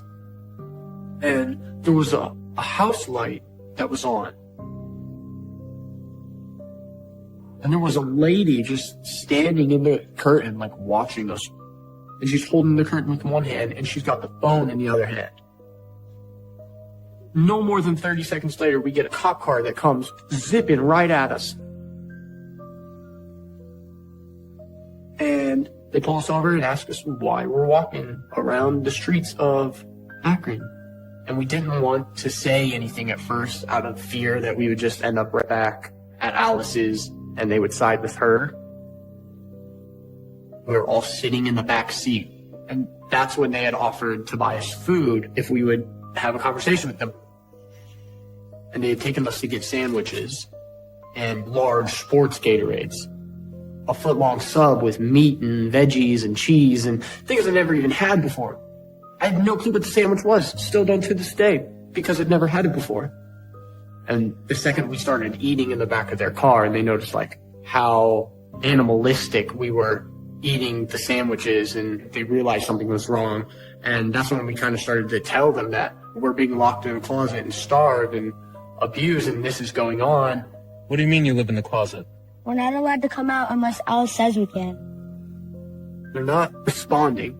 They're just like sitting there, just like staring at us with like blank faces, just taking everything in. I was very terrified that they would not believe us. They make a radio call and we're just like sitting there in silence, essentially. And they get off the radio call and we just start driving. They literally tell us, we're gonna take you back home. No, please. So we're screaming and we were freaking out. We're like, why are you taking us back? You're supposed to help. We're trying like to get as low and scrunched in as possible so that if they open the back doors, they're gonna have to like literally pull us out of the car because like there's no way we're going back to the closet.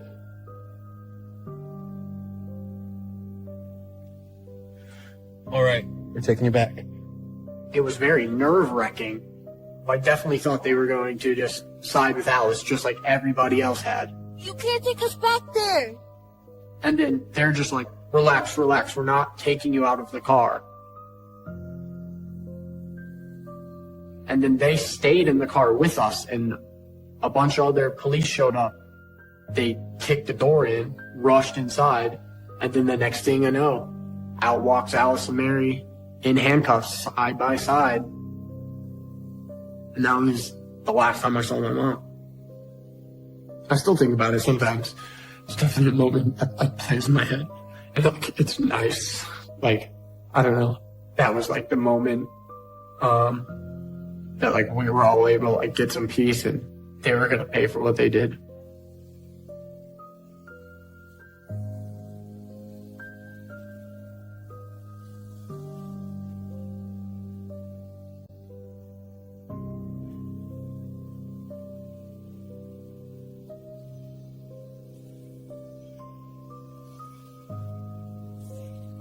These are me. These are 2 photos I keep on my phone. It's like I kind of just look at to like remind me where I came from. These 2 pictures show the abuse and neglect and malnourishment that we faced under Alice and Mary's wrath. I was 8 years old and I weighed 28 pounds in these photos. I don't have any chest and my sternum's caved in a little bit. I've got huge bags under my eyes. Like I haven't slept in weeks. I remember like being this size like for a long time and just like felt like years. I felt like a really old soul in that body. I'm just proud of myself too. Like I know he's proud of me and I'm proud of him.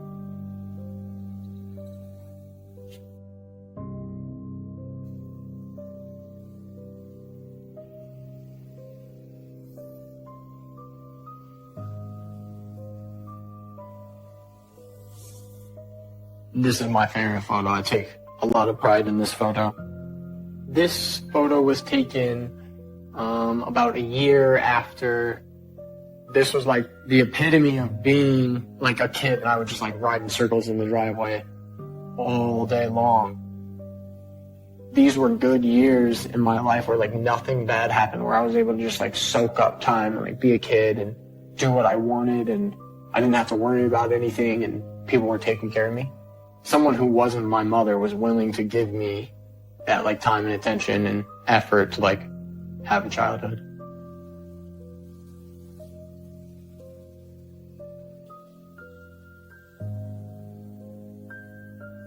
Mary Rose sobbed in court. Alice Jenkins showed little emotion as they heard the long list of charges they were about to admit to: kidnapping, felonious assault, endangering children, and then... Ms. Jenkins, what is your plea guilty?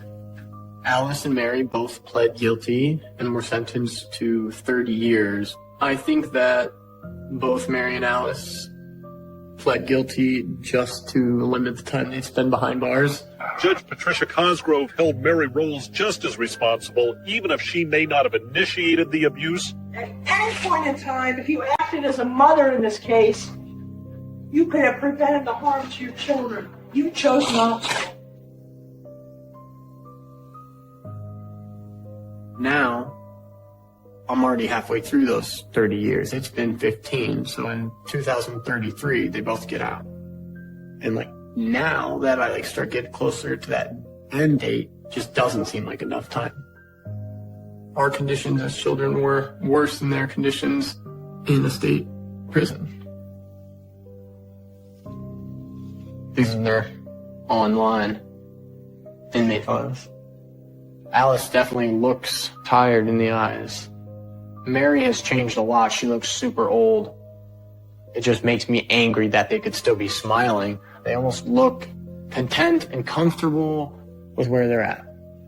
Back in 2017, I'd contacted Alice and asked her why she did the things she did and if she felt any remorse, and she claimed that she didn't do anything wrong and that she was playing the role and doing the job that Mary should have done as the mother.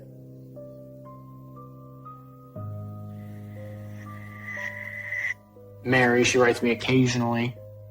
Mary would always just reply that she's sorry, she should have never let it happen. I don't believe her apologies. I think it's just what Mary expects people want to hear. But it was important to forgive her and not forget it, but just to let her go and let her existence be hers and let mine be mine. I want to forgive Alice, but I haven't yet. It's hard to look back on what happened between me and my siblings, but we endured and made it through. Daryl ended up having kids of his own, and Danny's doing pretty good. He's married and has a couple kids, and I talk to Danny pretty regularly, and Tyler as well. I haven't talked to Caleb in a few years. I love Marissa. After years of separation, I was able to get in contact with her and meet her beautiful children and see her as like a full-grown parent. She was just a good mother. Like, she just that was her dream. Like, that's all she wanted, was to be a mom and do it right. And on her way home, she dropped the kids off at school, and then on her way home for dropping her kids off at school, she got hit in a head-on collision by a street racer. It killed her instantly. I don't know, man. I just think about Marissa every day.